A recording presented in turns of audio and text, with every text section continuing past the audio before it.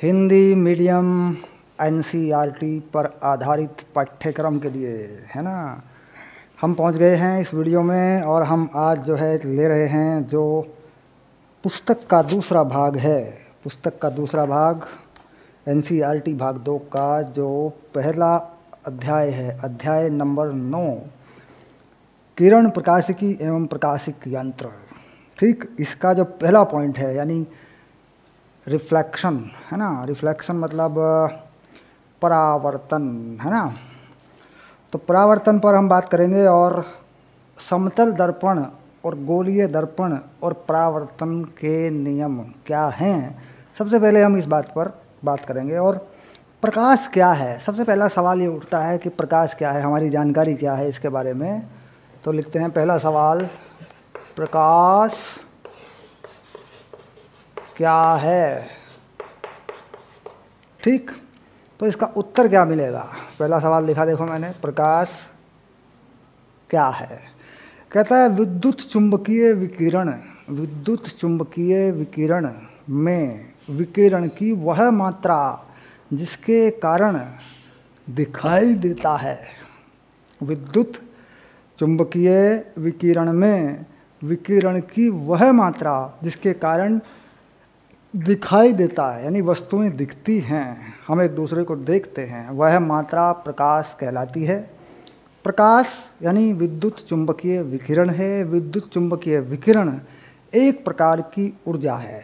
इस ऊर्जा में विद्युत क्षेत्र और चुंबकीय क्षेत्र दोनों का समावेश रहता है और ये दोनों एक विशेष प्रकार की गति करते हैं, यानी एक तरंग के रूप में होते हैं। और यह तरंग जो है ट्रांसवर्स वेव, ट्रांसवर्स वेव यानी अनुप्रस्थ तरंग बोलते हैं इसको हिंदी में, एक अनुप्रस्थ तरंग की तरह से विकिरण होता है। हालांकि इस पुस्तक से पहले जो अध्याय नंबर 8 है उसमें हम इस बारे में अध्ययन करते हैं कि विद्युत चुंबकीय तरंग क्या होती है। ठीक, तो बात यह आई कि विद्युत चुंबकीय विकिरण में सारा विकिरण प्रकाश नहीं होता, बल्कि एक तरंग दैर्घ्य होती है, एक वेवलेंथ होती है, यानी इसे कहेंगे 450 नैनोमीटर से 750 नैनोमीटर तक का जो तरंग दैर्घ्य होता है, उसमें पाए जाने वाले विकिरण के कारण ही हम देखते हैं। तो ये है प्रकाश। अब प्रकाश या प्रकाशिकी के नियम कैसे काम करते हैं। कहता है इसमें 2 तरह की बातें होती हैं। एक नियम वो होते हैं जो प्रकाश को किरण मानकर काम करते हैं, एक नियम वो होते हैं जो प्रकाश को तरंग मानकर काम करते हैं। जो नियम प्रकाश को तरंग मानकर काम करते हैं उस पर हमारे पास 2 अध्याय हैं, अध्याय नंबर 8 और एक इससे आगे वाला अध्याय है अध्याय नंबर 10। ठीक, तरंग प्रकाशिकी। ठीक है, और इससे पहले क्या था, विद्युत चुंबकीय तरंग। ये 2 ऐसे अध्याय हैं जो प्रकाश को तरंग मानकर काम करते हैं। लेकिन ये जो अध्याय है, अध्याय नंबर 2, जो बहुत ही महत्वपूर्ण है, बहुत इम्पोर्टेंट है, किसके लिए, हमारे जीवन में जानकारियाँ कैसे प्रकाश काम करता है इसके लिए भी ये ज़रूरी है। और अगर परीक्षाएं होती हैं, बोर्ड परीक्षाएं होती हैं, उसके लिए बहुत ज़रूरी है, क्योंकि बहुत आता है इसमें से इम्पोर्टेंट चीज़ें हैं। इसका बड़ा चैप्टर है तो 5 या 6 नंबर में जो है, इसमें 5 तो बिल्कुल ही मान के चलिए आता है बोर्ड परीक्षा में। और बाकी जो 2 और अध्याय हैं वो भी महत्वपूर्ण है। यानी अगर कुल प्रकाश की बात करें, टोटल प्रकाश, तो ये 4 और 4 8 और 5 13, 12 या 13 नंबर में बोर्ड परीक्षा में आते हैं। 3 अध्याय हैं, अध्याय नंबर 8, अध्याय नंबर 9, अध्याय नंबर 10। ठीक, तो कुल मिलाकर बात हो रही है प्रकाश क्या है, तो उत्तर मिल गया होगा कि प्रकाश क्या है। ठीक, दूसरा तरंग क्या है और किरण क्या है। प्रकाश तरंग की बात हो रही है तो तरंग क्या है। ठीक, यह है दूसरा सवाल। और तीसरा सवाल क्या है, प्रकाश किरण क्या है। क्योंकि तुम किरण पढ़ते हो ना, तुम किरण करते हो, हैं। तो प्रकाश किरण क्या है, किरण किसका नाम है, किरण से क्या मतलब है। ठीक, तो तरंग और किरण में क्या फ़र्क है ये समझ लेना चाहिए, क्योंकि प्रकाश कोई किरण नहीं है। प्रकाश जो है मूल रूप से अगर देखा जाए तो विद्युत चुंबकीय विकिरण है प्रकाश, ठीक। तो तरंग तो है नहीं। कहता है जी प्रकाश में या विद्युत चुंबकीय विकिरण में एक ऐसा गुण है, विद्युत चुंबकीय विकिरण में एक ऐसा गुण है जी जिसके कारण वो कुछ दूर तक या कुछ दूरी तक सीधी रेखा में चल जाता है, सीधी रेखा में चलता है या चलती है, जो भी कहो, ठीक। तो विद्युत चुंबकीय विकिरण अगर कुछ दूर तक, बहुत दूर तक नहीं, बहुत दूर तक, फिर उस पर और गुण आ जाते हैं, उसके विवर्तन हो जाता है उसमें, इसे बोलते हैं डिफ्रैक्शन। खैर बाद की बात है, अगले अध्याय में बात करेंगे, कोई टेंशन वाली बात नहीं है। कह रहा कुछ दूर तक सीधी रेखा में चल जाता है। तो कुछ दूर तक, जहाँ तक सीधी रेखा में चलता है वहाँ पर, ठीक, अगर हम इसका एक बीम मान लें, ठीक, यानी इसका एक बीम एक सिलेंडर की शेप में इस तरीके से एक बीम मान लें इसका ऐसे, और इसमें बहुत सारा विकिरण हो, आगे चल रहा हो, ठीक, तो इसे क्या कह सकते हैं? इसे कह सकते हैं किरण। यानी किरण, प्रकाश, वह प्रकाश जो सीधी रेखा में चलता है, उसमें एक सिलेंडरिकल बीम जैसा मान लिया जाए, जैसे टॉर्च होती है ना, बैटरी होती है, उसमें चलो बीम निकाल लें उसको, तो कहता है ये कुछ दूर तक होता है, इसकी सीमा है, तो वहाँ तक क्या मान सकते हैं? इसको किरण मान सकते हैं। तो किरण क्या है? कहता है जी प्रकाश का एक बीम है, ठीक, प्रकाश का एक चलता हुआ बीम है, वो किरण है। किरण की मोटाई क्या है? कितनी मोटी होनी चाहिए किरण? किरण की ये मोटाई क्या है? ये किरण की मोटाई है, मान लीजिए, है ना, ये किरण की मोटाई। कहता है ये जितनी कम हो जाए उतना भला। किरण की मोटाई जितनी पतली से पतली किरण ले सकते हो उतना बढ़िया है। कोई नापी हुई चीज़ नहीं है किरण की मोटाई, ठीक, लेकिन इसमें बहुत सारी विद्युत चुंबकीय तरंगें हो सकती हैं जिनको गिना नहीं जा सकता, ठीक। तो कुल मिला के बात आई कि किरण क्या है, ठीक। अब तरंग क्या है, ठीक। कहता है ऊर्जा का आगे बढ़ना। और कैसे बढ़ना? ऊर्जाएं इस प्रकार आगे बढ़ें कि वो एक सरल आवर्त गति करें, यानी आवर्ती गति करते हुए ऊर्जाएं आगे बढ़ें, उसे कहते हैं तरंग।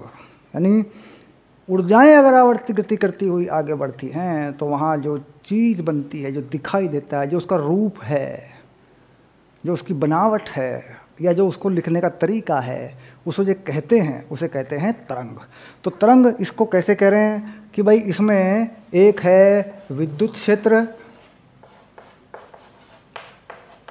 और एक है चुंबकीय क्षेत्र।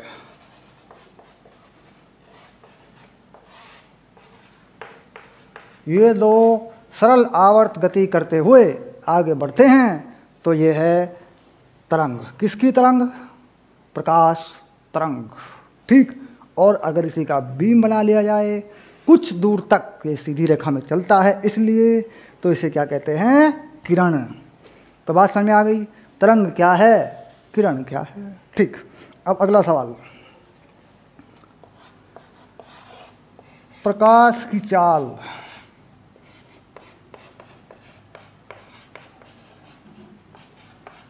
क्या है? प्रकाश की चाल क्या है? कहता है जी जिस गति से विद्युत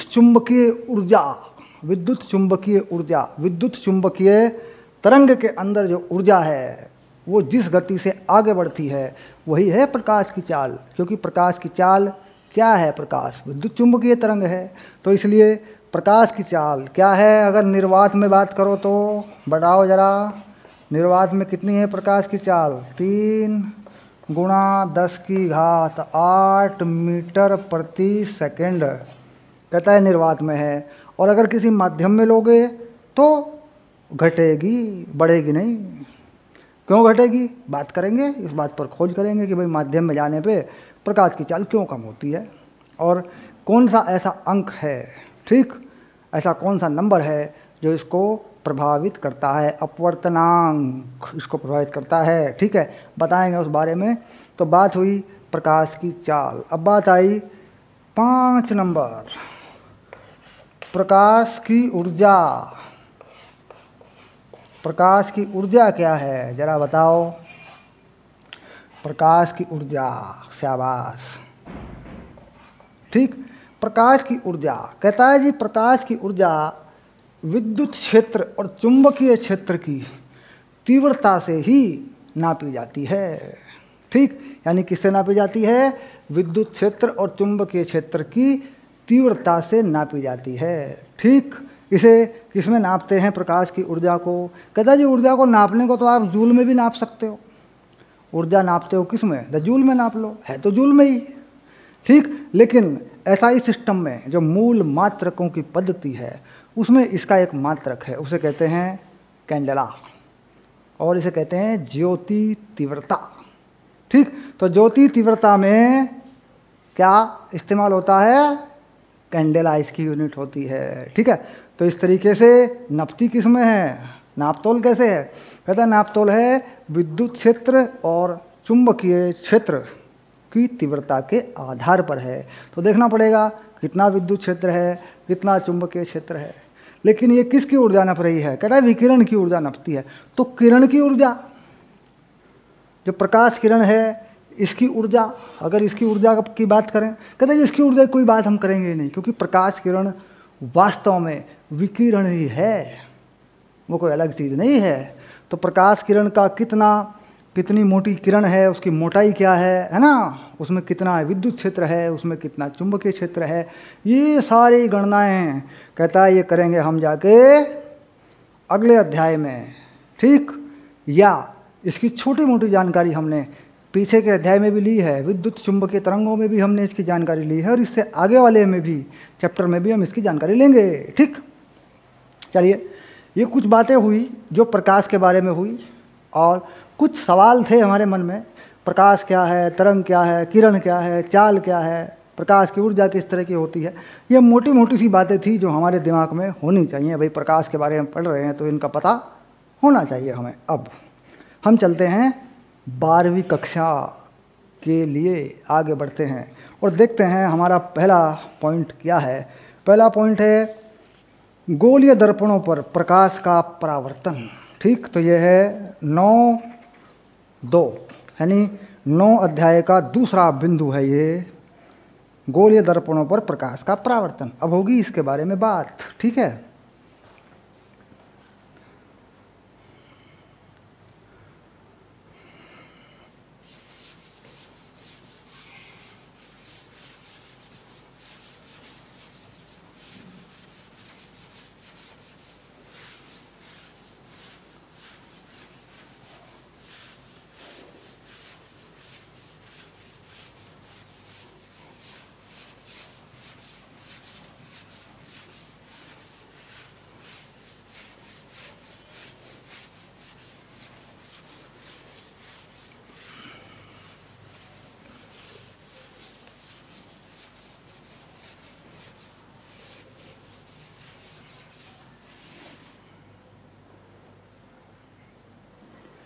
अब हम बात करेंगे परावर्तन के बारे में, और हम ये भी देखेंगे कि परावर्तन का प्रायोगिक रूप कैसे है, यानी परावर्तन काम कैसे करता है, ठीक है। तो अब लिख देते हैं परावर्तन।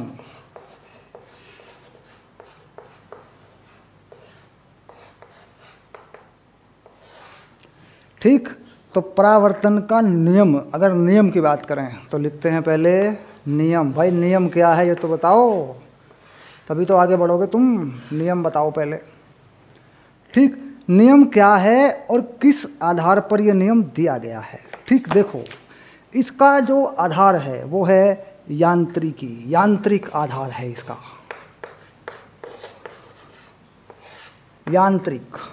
यांत्रिक आधार से क्या मतलब है सर जी? यांत्रिक आधार क्या होता है? कहता है अगर किसी तल पर, मान लीजिए ये तल है एक जिससे प्रकाश वापस लौट सकता है, ठीक। कहता है प्रकाश किरण आती है तो यहाँ पर इस बिंदु पर गिरती है, तो कहता है टक्कर होती है पूर्ण प्रत्यास्थ। पूर्ण प्रत्यास्थ टक्कर से मतलब समझ रहे होगे तुम, पूर्ण प्रत्यास्थ टक्कर, यानी ये बात पहले मान ली गई नियम में कि टक्कर पूर्ण प्रत्यास्थ है। पूर्ण प्रत्यास्थ टक्कर का मतलब ऊर्जा का नुकसान नहीं है। ठीक। दूसरी बात, टक्कर बहुत कम समय के लिए है, और ये बना दिया मान लो लंब, अभिलंब बोल देते हैं इसको, है ना, लंब भी बोल देते हैं। कहता है बहुत कम समय के लिए है, पूर्ण प्रत्यास्थ टक्कर है और बहुत कम समय के लिए है। क्यों है कम समय के लिए? कहता जी प्रकाश की चाल बहुत ज़्यादा है, प्रकाश की चाल इतनी ज़्यादा है कि समय लगेगा ही नहीं। समय लगेगा नहीं तो ये जो तल है जिस पर प्रकाश टकरा रहा है, कहता है जी ये कुछ उसके साथ ज़्यादा लेन देन कर नहीं पाएगा, क्योंकि लेन देन करने के लिए समय की आवश्यकता पड़ती है, तो समय बहुत कम लगेगा, टक्कर पूर्ण प्रत्यास्थ होगी। तो फिर कहता है जितने एंगल पे टकराएगी अभिलंब से एंगल आई, उतने ही एंगल पर वापस चल पड़ेगी एंगल आर। तो नियम क्या बना? कहता है जी एंगल आई जो है, कोण आई बराबर कोण आर। इसमें क्या शर्तें रही? आपने पक्का कर लिया, टक्कर पूर्ण प्रत्यास्थ है और समय बहुत कम है। ओके, चलिए अब आई दूसरी बात। कह रहा है जी तो तल है, जिस तल में ये होगा वो अभिलंब का और आने वाली किरण का और जाने वाली आपतित किरण, परावर्तित किरण का कोण बराबर होगा, यानी सॉरी तल बराबर होगा, यानी आपतित किरण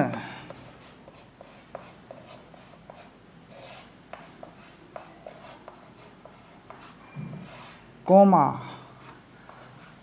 परावर्तित किरण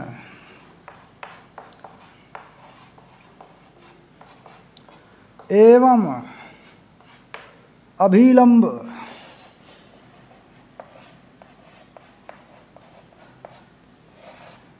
एक ही तल में होंगे।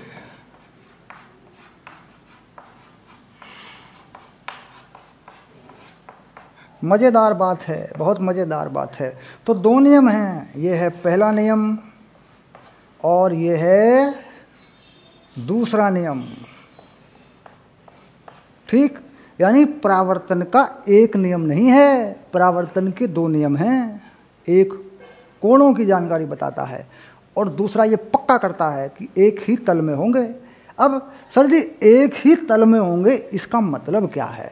हम तल को लेकर के कभी कभी कंफ्यूज हो जाते हैं कि तल क्या होता है। तल का मतलब क्या है मैं आपको बताता हूँ। तल का मतलब है कि एक ऐसा पृष्ठ यानी एक ऐसा पृष्ठ कह सकते हैं, या फिर कोई क्षेत्रफल ले सकते हैं आप उसको कि एक ऐसा क्षेत्रफल, ठीक, जिसकी दिशा ना बदलती हो, जिस क्षेत्रफल का कोण ना बदलता हो, कांस्टेंट कोण पर बना हुआ, नियत कोण पर बना हुआ पृष्ठ जो होता है उसे कहते हैं तल। अब देखो मान लो ये ब्लैक बोर्ड है, अगर इस ब्लैक बोर्ड को देखूं और इसे एक तल मान लूं तो कहता है इससे आने वाले सभी लंब, इस ब्लैक बोर्ड से बाहर की तरफ आने वाले सभी लंब या अभिलंब एक दूसरे के समानांतर होंगे। ठीक, तो क्या शर्त हो गई तल की? कैसा तल होगा? समतल, है ना, समतल मान सकते हैं, समतल में सभी होता है। समतल यानी एक ही जैसा तल है, तो कैसा होगा? एक ही तल में होंगे। अब तल की बात तो यह मान लो कोई तल समतल नहीं है, तो कैसे कह सकते हैं समतल नहीं है?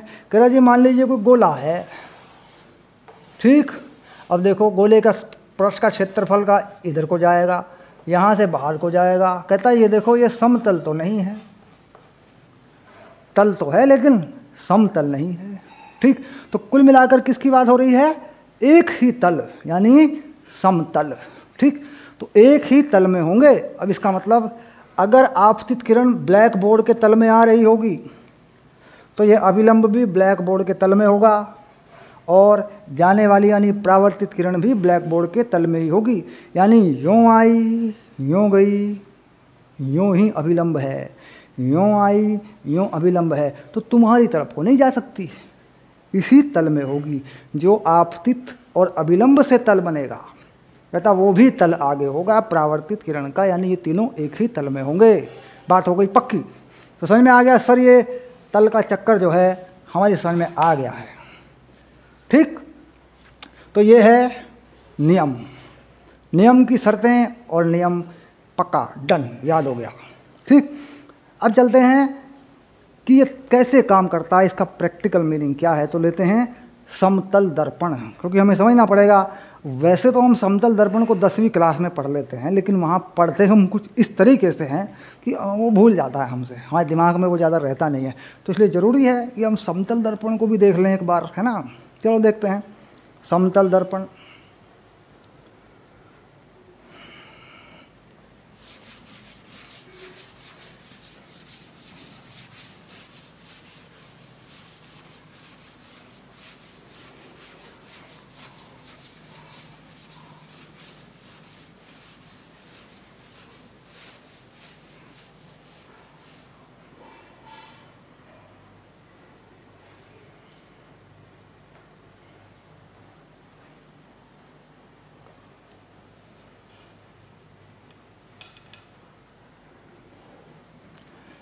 तो देखते हैं कि समतल दर्पण में क्या होता है। समतल दर्पण है ना, चलो बना लो एक समतल दर्पण। तो कुछ इस तरीके से बना लिया जी समतल दर्पण, ऐसे। ठीक, समतल दर्पण पर क्या है, नियम क्या है। सभी दर्पणों पर एक नियम है कि जो कोण होंगे वो बराबर होंगे। अगर कहीं अभिलंब लगा दें उसके साथ बने हुए कोण, तो इस चीज़ को देखना तो बड़ा आसान है। ठीक, कह रहा है जी समतल दर्पण है और इसके सामने यहाँ एक बल्ब जल रहा है जी, बल्ब ये जल रहा है जी बल्ब, और इससे प्रकाश सभी दिशाओं में निकल रहा है। ऐसे प्रकाश जो है सभी दिशाओं में निकल रहा है, और कोई प्रकाश किरण यहाँ आके गिरती है यूँ, और यहाँ अभिलंब बनता है, और ये एंगल आई बनता है, और इधर को चली जाती है यूँ, यह एंगल आर बनता है। यह एंगल बना दिया आई, ये आर बना तो इधर को चली गई। कह रहा जी यहाँ एक व्यक्ति खड़ा हुआ है, यहाँ एक व्यक्ति खड़ा है जी। ये मान लेते हैं एक भाई ज़मीन है, ज़मीन पे एक व्यक्ति खड़ा है, सीधी सी बात है। ठीक, कह रहा ये व्यक्ति इस बल्ब को नहीं देखता। कहता है यहाँ पर जो है एक बीच में दीवार है। ये क्या है, ये है दीवार। अमिताभ बच्चन वाली दीवार नहीं है ये सिर्फ दीवार है। ठीक है, वॉल। ओके, तो अगर ये सीधा देखे तो बल्ब तो नहीं दिखेगा, इसे डायरेक्ट तो नहीं दिखेगा बल्ब इसे। अब इसके पास यहाँ से प्रकाश पहुँच रहा है। कहता है जी इसकी जो नज़र है इस किरण की उल्टी डायरेक्शन में चलेगी। ठीक, और ये पीछे हटेगा, पीछे हटेगा। कहता है ये बल्ब जो है इतनी ही दूरी पर इसको यहाँ दिखाई देगा। तो ये क्या दिख रहा है, ये है बल्ब का प्रतिबिंब। और किस प्रकार, किस कोण पर दिखाई दिया। कहता है जितने कोण पर आर पर अभिलंब से ये किरण आती है इसी को पीछे देखता है ये। और ये कितने कोण पर आती है, कहता है जितने कोण पर ये टकराती है। तो ये जो चीज़ है ये कैसा प्रतिबिंब है। कहता है जी ये है प्रतिबिंब जो बना। ठीक, कैसा है, काल्पनिक प्रतिबिंब है ये, काल्पनिक प्रतिबिंब, वास्तविक प्रतिबिंब नहीं है। कह रहा जी जब ये काल्पनिक प्रतिबिंब है तो दिख कैसे रहा है। कह रहा जी ये लाइट आ रही है आँख में, देखो ये किरण वास्तव में आके आँख में घुस रही है। ठीक, और जब लाइट कहीं से हमारी आँख में घुसती है तो वही चीज़ हमें दिखती है। तो यानी ये व्यक्ति क्या मानेगा कि भाई यहाँ कोई बल्ब नहीं है, इस व्यक्ति के लिए यहाँ कोई बल्ब नहीं है। ये क्या मानेगा कि यहाँ बल्ब जल रहा है और यहाँ से प्रकाश इसके पास पहुँच रहा है। तो ये कहानी है अगर देखें सिंपली समतल दर्पण में। समतल दर्पण में जितनी दूरी पर वस्तु है, मान लीजिए दूरी है x, ठीक, लंबवत दूरी, कहता है इतनी ही दूरी पर ये प्रतिबिंब भी है।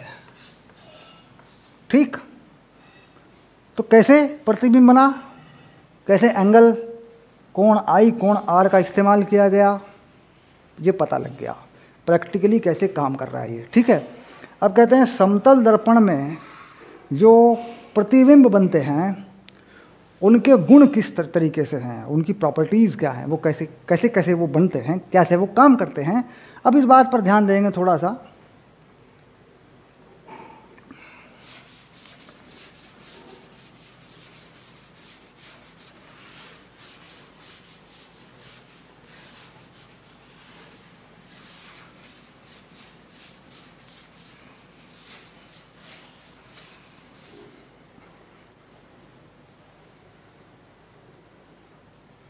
अब कह रहा है अगर समतल दर्पण के सामने कोई वस्तु इस प्रकार खड़ी हो, जैसे ये पी है, तो कहता है ये उल्टी होकर दिखेगी, यानी ऐसा दिखेगा, ये यूँ दिखेगा, ऐसे बिल्कुल बराबर के आकार का प्रतिबिंब होगा। इसे कहते हैं पार्श्विक स्थिति, पार्श्व यानी बदल जाना। ठीक, यानी अगर दायां हाथ कर दूं, अगर बायां हाथ दर्पण के सामने कर दूं, तो कौन सा हाथ दर्पण में दिखेगा? बायां हाथ। ठीक, ये एक गुण तो इसमें ये होता है जी। ठीक, इमेज उल्टी नहीं होती बल्कि पलट जाती है। ठीक, अब मान लीजिए हम यहाँ पर हम खड़े हैं सपोज, तो अगर हम इस वस्तु को, इस पी को इधर से देखें तो हम इसका इधर वाला हिस्सा नहीं देख पाएंगे, हमें नहीं पता उस तरफ क्या है। मान लीजिए मैं यहाँ खड़ा हूँ, तुम तो मुझे देख रहे हो, लेकिन ये ब्लैक बोर्ड जो है, अगर ये ब्लैक बोर्ड मुझे देखे या ब्लैक बोर्ड पे एक आदमी खड़ा हो जाए वो मुझे देखे, तो तुम्हारी तरफ वाला हिस्सा नहीं देख पाएगा मेरा। तो क्या करें? एक दर्पण लगा लें। दर्पण लगाया तो मेरा ये वाला हिस्सा भी उसको दिख जाएगा। जाते होगे नाई की दुकान में बाल कटाने, पीछे दिखाते हैं, है ना, तो सिंपल सी बात है, पार्श्विक यानी बदल देता है स्थिति को। एक गुण ये होता है इसमें। दूसरा गुण क्या है इसमें?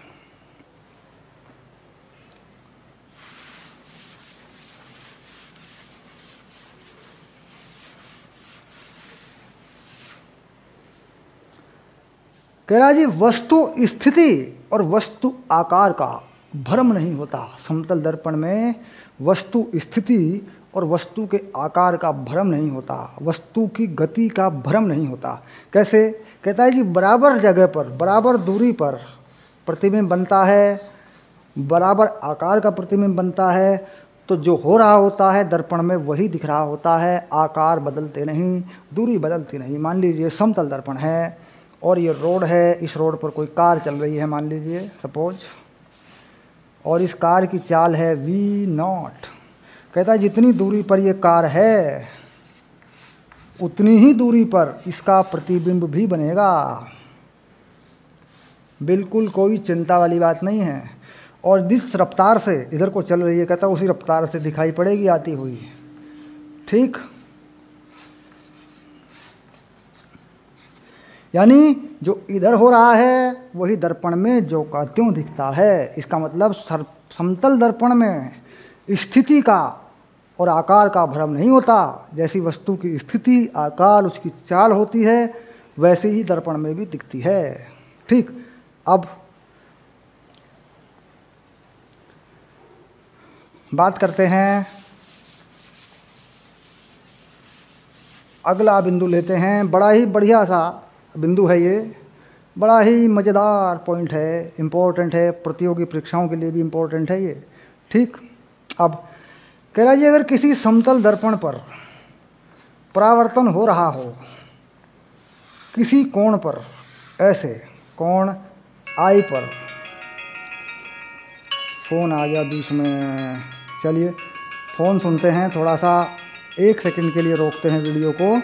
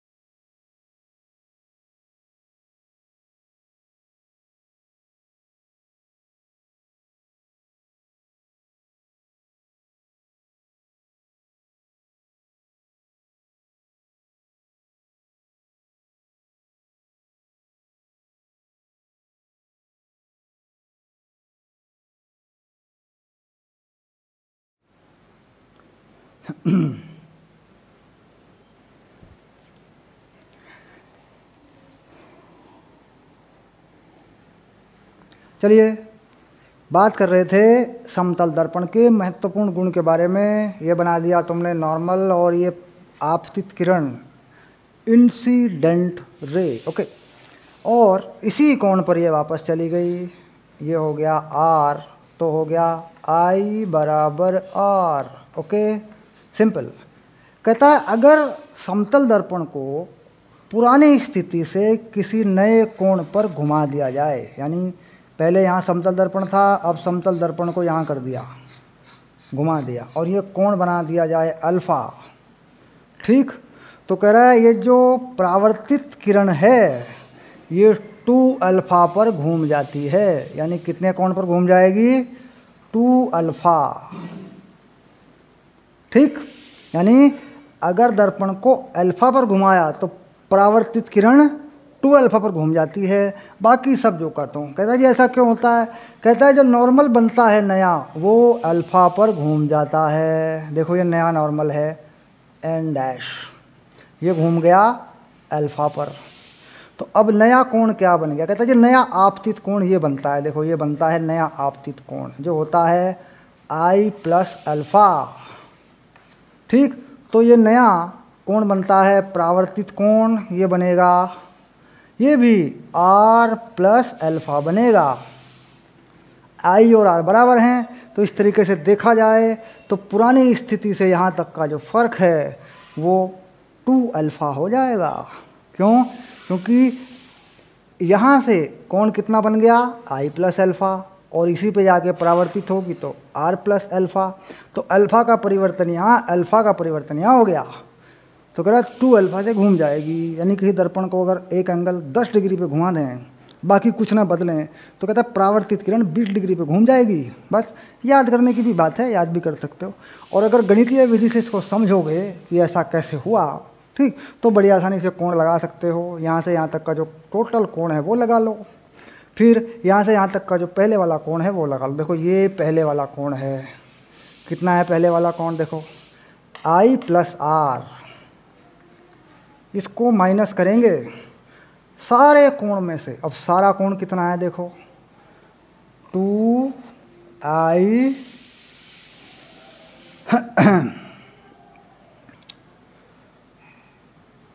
सारा कोण है i प्लस अल्फ़ा, है ना, का डबल, है ना।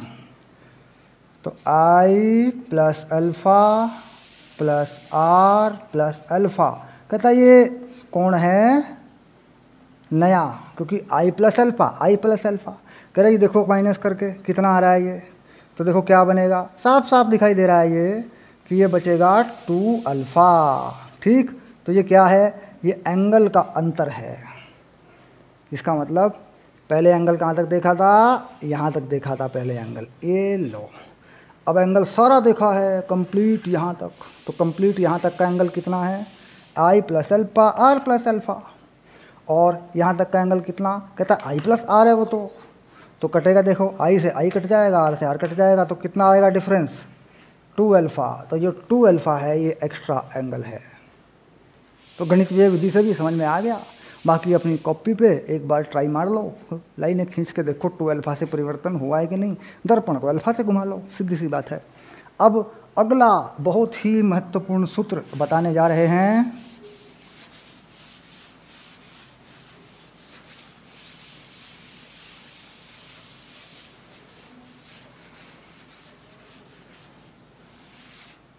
अगला महत्वपूर्ण सूत्र क्या है? कह रहा है जी किसी कोण पर झुके, किसी कोण पर झुके 2 समतल दर्पणों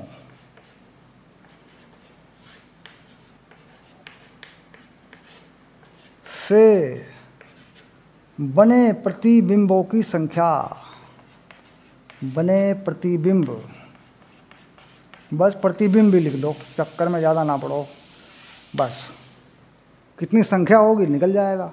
अब मान लीजिए 2 समतल दर्पण हैं हमारे पास, ठीक, ये रहे 2 समतल दर्पण, और ये झुके हैं कोण थीटा पर, और यहाँ पर कोई व्यक्ति खड़ा है बीच में।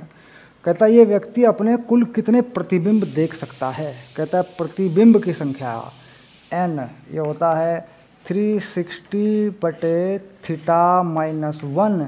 यदि 360 बटे थीटा सम है, सम संख्या है,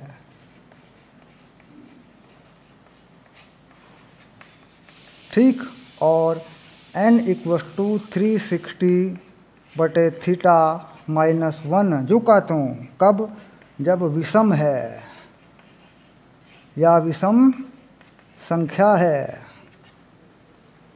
सीधा सूत्र है बिल्कुल। यानी अगर दो समतल दर्पण, मान लीजिए दो समतल दर्पण 90 डिग्री पर झुके हैं, है ना, और यहाँ कोई व्यक्ति खड़ा हो जाए तो कितने प्रतिबिंब देखेगा, तो n हो जाएगा 360 बटे 90। अब देखो इस संख्या सम हो जाएगी, 360 बटे 90 4 आएगा, तो इसमें से एक घटाना पड़ेगा तुम्हें, ये तो ये हो गया n बराबर 3। ठीक, अब अगर संख्या विषम आ जाए, मान लो जी ये समतल दर्पण हैं दो और 120 डिग्री पे झुके हैं, ठीक, और यहाँ कोई व्यक्ति खड़ा हो जाए तो कितने प्रतिबिंब देखेगा, तो n 360 बाई 120, ठीक, कितना -1। कहता है -1 नहीं होगा, बस हटा दो, विषम संख्या है तो -1 नहीं होगा। तो कुल मिला के ठीक कर दिया, देखो कितने बनेंगे, 3 प्रतिबिंब बनेंगे। यानी n में से 360 माइनस थीटा में से एक कब घटेगा, पक्का कर लो, जब ये नंबर एक सम संख्या हो, और एक नहीं घटेगा जब विषम संख्या हो, बस। तो कितने प्रतिबिंब आए, 3। यानी दो दर्पण चाहे 90 डिग्री पर झुके हों चाहे 120 डिग्री पर झुके हों, उससे बने प्रतिबिंबों की संख्या 3 ही होती है। क्यों, कह रहे जी ऐसा क्यों होता है, इसमें से एक क्यों घटता है। कहता है जब प्रतिबिंब की संख्या सम हो जाती है तो जो अंतिम प्रतिबिंब बनता है वो दोनों तरफ से एक ही जगह पर बन जाता है, तो उसको एक ही गिना जाता है, इसलिए कुल संख्या में से एक घटा दिया जाता है। तो बात समझ में आ गई होगी, ठीक है। तो ये था महत्वपूर्ण सूत्र जो समतल दर्पण पे प्रतिबिंबों की संख्या पर काम करता है। ओके,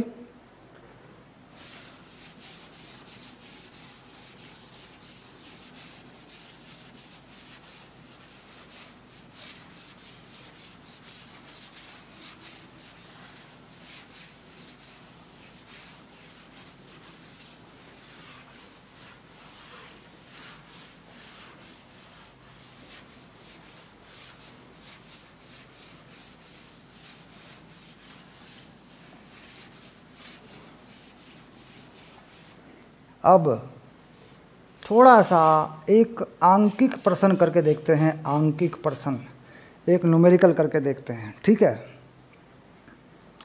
अब ये कहता है जी यहाँ कमरे में एक खिड़की है, ये क्या है, ये है खिड़की, खिड़की खोल, ठीक, ये है खिड़की। कहता है इस खिड़की में से प्रकाश आ रहा है जी, ठीक, और इसकी दूरी है यहाँ से x, इसमें से प्रकाश आ रहा है और फैल रहा है और इस दर्पण पर गिर रहा है, ठीक, इस बहुत सी दिशाओं में जाकर इस दर्पण पर प्रकाश इसमें से निकल के गिर रहा है ऐसे, और सभी जगहों से प्रकाश का परावर्तन भी हो रहा है, ठीक, ऐसे, ठीक। कहता है यहाँ पर फर्श है, ये फर्श है, ठीक।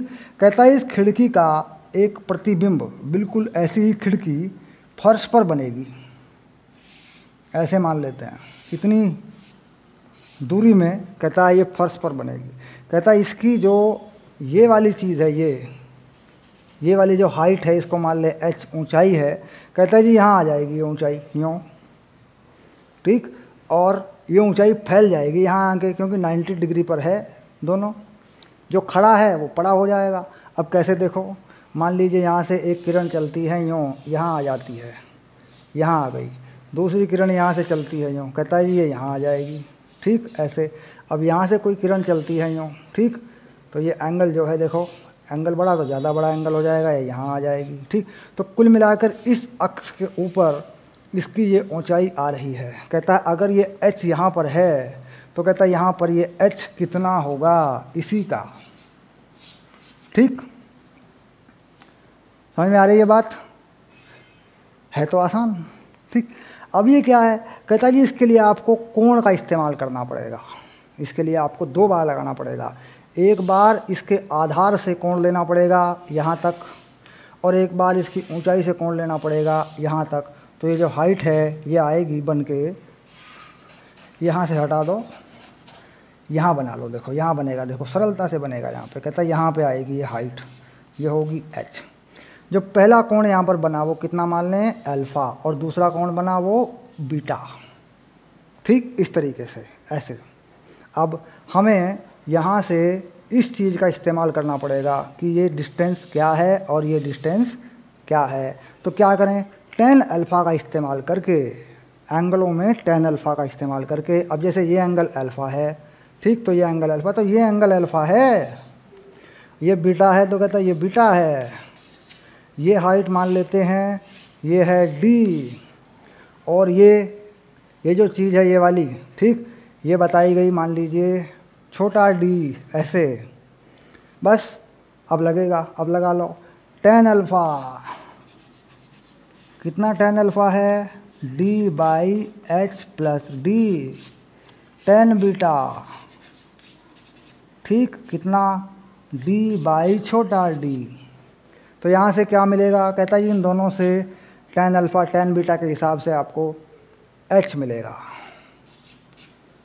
ठीक, अब ऊपर क्या करें, कहता है जी ऊपर भी कर सकते हो, ये तो तुम ऊपर भी कर सकते हो। देखो यहाँ पर ये हाइट कितनी है, h। ठीक, तो इस हाइट को कुछ मान लो, कहता है इसे y मान लो। तो यहाँ पे भी लगाओ tan अल्फ़ा और tan बीटा। यहाँ पे क्या है, tan अल्फ़ा, यहाँ पे tan अल्फ़ा है ये वाली हाइट y/x, और यहाँ पे tan बीटा क्या है, tan बीटा है y प्लस h बटे x। कहता है ये कोण यहाँ भी हैं, देखो यहाँ से प्रकाश किरण चली है अल्फ़ा और बीटा, और यही कोण यहाँ भी हैं, इन्हें बराबर कर दो, x y वगैरह की वैल्यू कर दो पुट इसमें, और छोटे h की वैल्यू पुट कर दो। ठीक, तो तुम्हें यहाँ की जानकारी मिल जाएगी, और बड़ा D और छोटा d ये भी पुट कर दो, तब जाके तुम्हें ये पता लगेगा कि ये प्रतिबिंब कितनी दूरी तक फैला है। ठीक है, तो सिंपल सी सरल सी गणना है, लेकिन क्या आधार है इसका, कहता जी इसका आधार है ऊंचाई और दूरी। ऊंचाई और दूरी जो तुम पढ़ा करते थे 10वीं क्लास में, अभी भी पढ़ते होगे गणित में, ट्रिगोनोमेट्रिकल रेशियो लगाकर त्रिकोणमिति से लंब बटे आधार, मंदिर दिखता है, ये है उसका कोण, है ना, तो वो चीज़ें लगाकर तुम इसे निकाल सकते हो। ठीक, अब ये थे समतल दर्पण। समतल दर्पणों में किस तरीके से प्रतिबिंब बनता है, इस बात पर बात हुई। अब अगली वीडियो में चलेंगे गोलीय दर्पण के ऊपर। ठीक है।